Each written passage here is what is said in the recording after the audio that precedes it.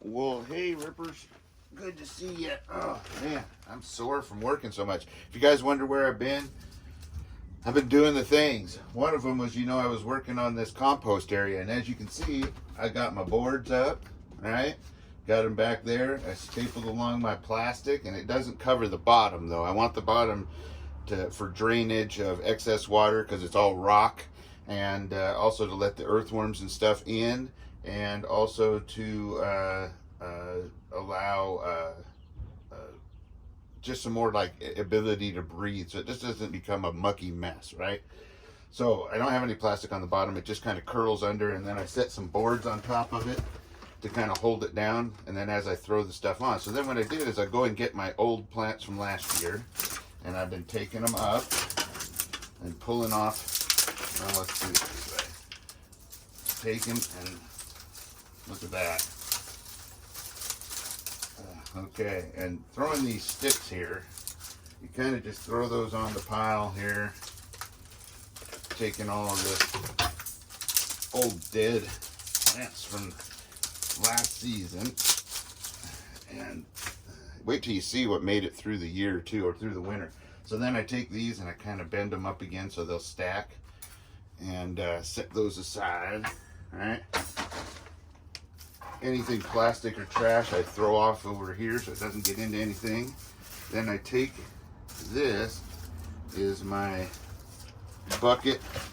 Got a bucket right here for my wood chips that I take off of the top of my buckets again so I can reuse them. No sense rebuying it, right? And as it breaks down, it'll end up being turned into dirt or mulch, right? Right. So then I take the plant out of here, and I kind of just shake it like this onto my mulch pile, break it up a little bit, throw that weed bundle over there, and then I can take, now look at this. Oh, I'll show you. Oh, my dirt gets so many worms in it. Look at that. There's one. Last time I counted, now you want those in your compost pile too. Last time I counted a bucket, because I take all the dirt out like this, right? And what I do is I take the dirt out. Now you'll notice I'm using that handy dandy shovel that I guess it would be my brother-in-law's father-in-law left behind. Remember how I told you in the old days they take, and when something breaks like a handle, they just shave it down and make it into another useful tool, right? This thing is awesome. It moves so much more dirt than the little tiny shovels that everybody uses. It's awesome. I used it to clear this area and then throw the dirt back up and toss it so I can get down here on my knees and get more leverage on it, because my back isn't quite what it used to be, right?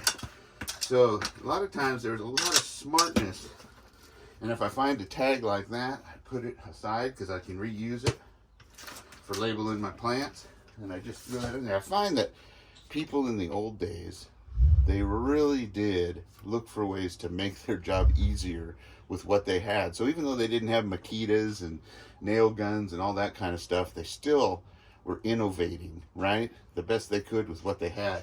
And that, I think, is an important lesson for all of us, right? Right. So we'll get all this dirt out of here, and I'll show you what I do next. Make sure it's all of the dirt. Okay. Yeah. Okay, so then I got a bucket here for the gravels, and I put the gravel in there, and there's usually a lot of worms in that gravel too, so I want to use it. And there's a lot of bugs and critters in there doing their critter thing, right? Then, so I take that, move you can see why I'm sore all the time. Move that rock bucket away, and now you'll see what I do is I've got here is a layer of my old mulch on the bottom, then things I'm yanking out of the garden as I prep the garden for this year, or start planting things actually. As I'm pulling things out, I'm redoing and planting, kind of doing everything at once to play catch up. So what you can see I got here is I throw on my mulch material and my old plants, twigs, anything, leaves. If you've got a pile of old leaves, throw them in there. I got some of that too.